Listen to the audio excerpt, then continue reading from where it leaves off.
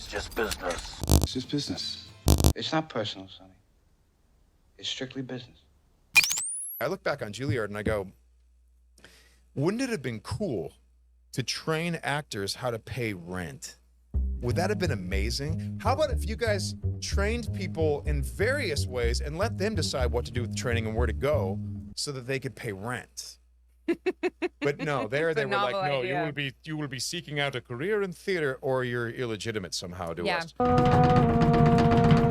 You mean to tell me that the source of labor at the center of this experience is supposed to be satisfied and grateful with receiving a portion of a penny for their efforts and labor? You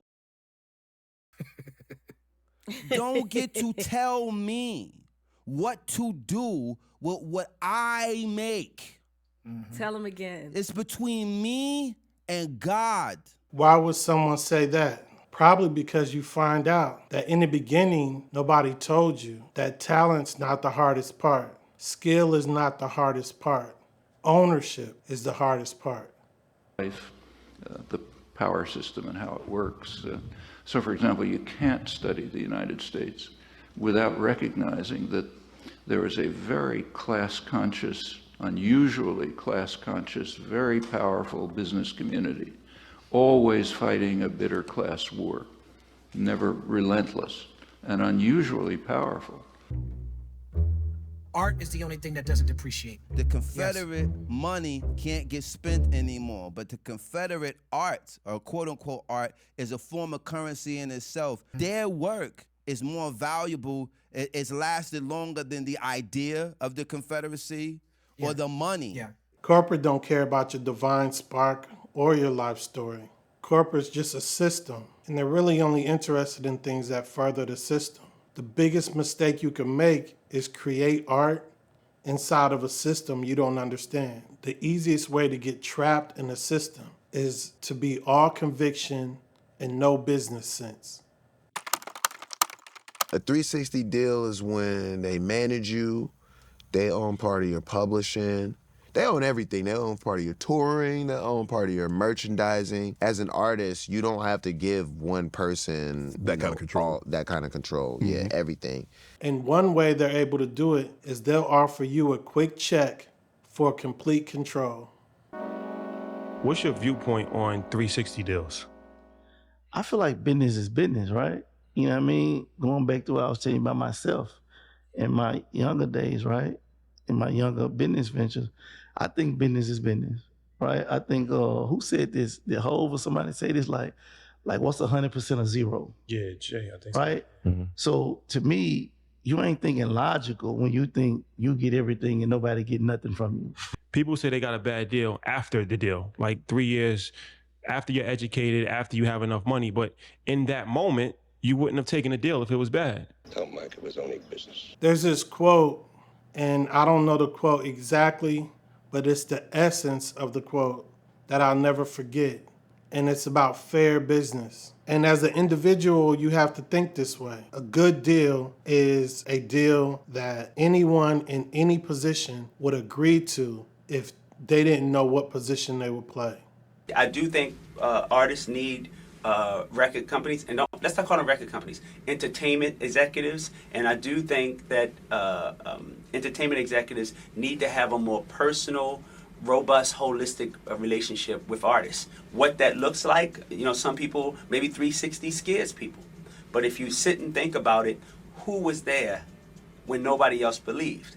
Who gave the money when nobody else believed? Who put the time in? So why shouldn't they share? Most execs are going to tell you it's a fair trade. They're going to call it seed capital. That's the story every creator hears. On paper, it sounds reasonable. The problem is things change after you sign the paper. And the CEO was telling people to stop playing the record. And his excuse was like, yo, I felt we weren't ready. When we talk about big records, we talk about records that are not only going to be distributed and released through Atlantic, but also all the publishing is owned by Warner Chappell. Leo was like, yo, if you don't sign this 360 deal, we're not promoting your records. The control allows them to slow your momentum down, sabotage moments you have, and don't ever ask them where the money went. The white folks pay me $91,000 because I said, "Where's my royalties?" And all of a sudden, I get a check in the mail for $91,000. If you give me a check for $91,000, it got to be some money in there. Where's a statement? I'm a mathematician. How did you get this number? It's just business, Wendy. See, a check ain't that important when you don't have transparency, because you can just assume they're not paying you what they're actually supposed to pay. Once you lose transparency, you lose leverage. And once you lose leverage, you're allowing someone else to decide what you're worth. And in order for them to decide that you're worth more, they would have to decide that they're worth less. And you already know how that game goes from there. I became real shrewd with negotiation because no matter what, the negotiation process is when it's me against you. Once we sign a deal, we got a mutual interest because we breaking bread together now. Until we sign, what's better for you is worse for me and vice versa. So I always be wary of them friendly negotiation vibes where it's like, come on, bro, I don't even want to talk to you. I don't even want to get close to you. I don't even want to know you like that. You're going to affect my ability to tell you, hell no, let's do our negotiation honorable. I don't know if you realize in commercial transactions, you only want to deal with people who don't transfer risk to others. Otherwise, the system can't function. And that was from the days of Cicero. There have been debates on what a person should reveal to you in a commercial transaction and what a person should not. You got to realize that unlike academia, the world of business is highly collaborative. So given that it's collaborative, it's a non-zero-sum gain. And if it's collaborative, it means I do not want to do transactions with you. They're not independent transactions. They're a series of transactions. And it's effectively in trading, they're sort of forcing ethical rule like my word is my bond. You see, it's remarkable how you see in real estate, in Aleppo or in central London among the Ashkenazis or among the traders, sold, they do a transaction verbally, and then the lawyers take care of the details. But they're committed. The minute they said they shook hands, it's committed.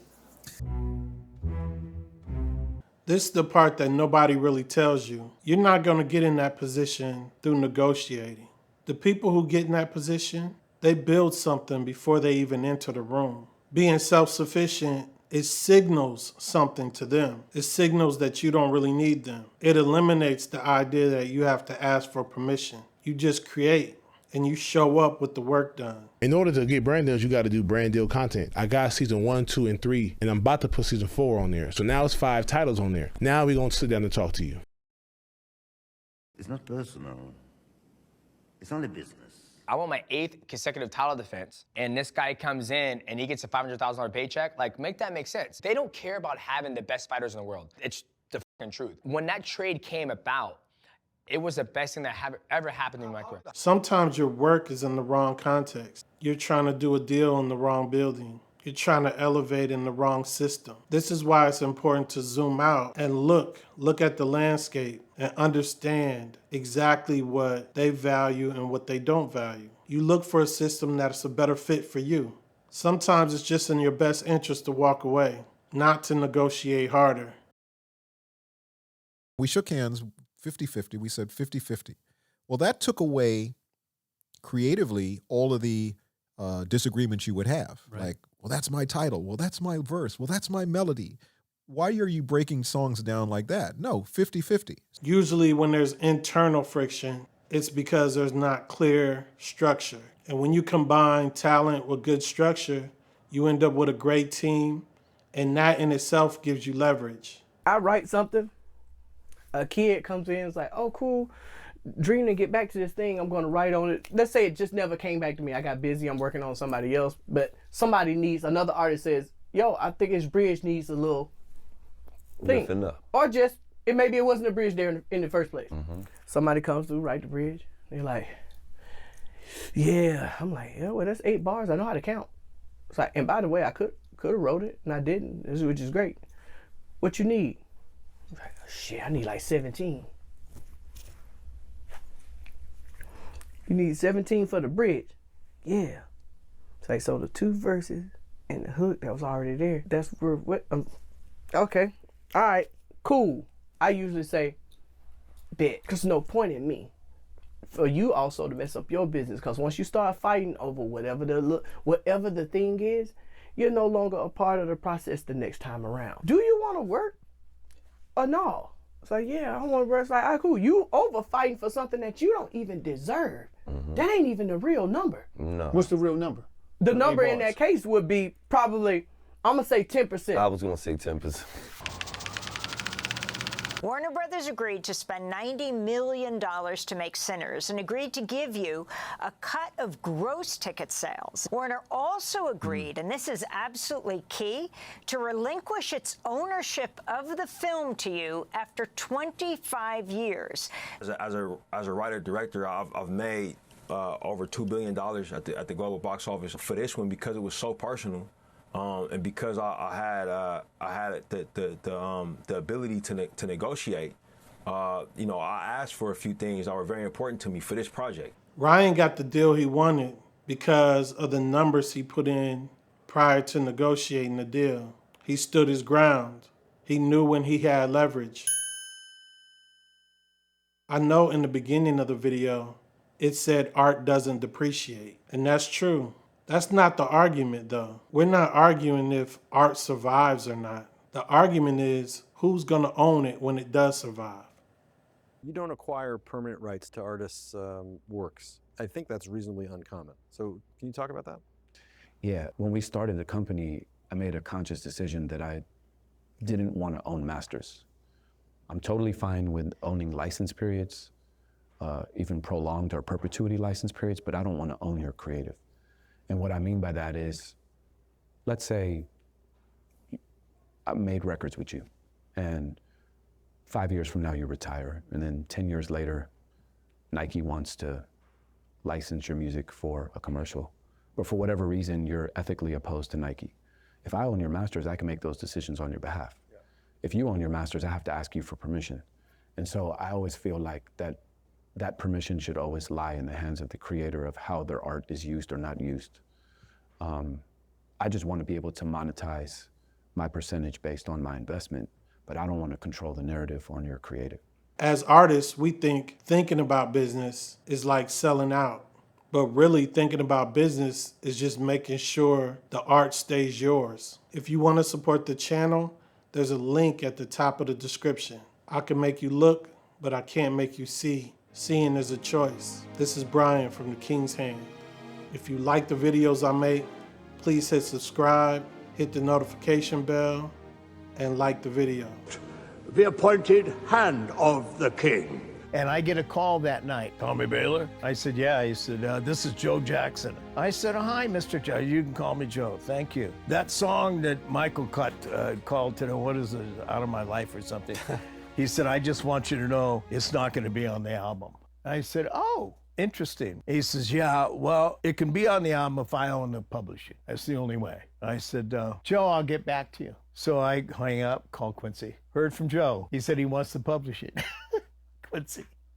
I said, yeah. He said, Nat, I'll take care of it. He calls Joe, and he said, Joe, Tommy Baylor just called and said that the song wasn't going to be on the album because you don't own the publishing, and the publishing's not available, so we're going to take it off the album. And Joe goes, whoa, wait a minute. What are you talking about not going to be on the album? Man, I didn't say that Tommy got it wrong. And he said, well, so you're saying that it's okay. Everything's fine, man. He's a paper tiger. But he did his best. You know, he wasn't an idiot. He just wasn't experienced. He didn't get it. I mean, he drove a truck in a steel mill, and he was a failure as a player. There was a lot of frustration in it, and he was trying to get some power.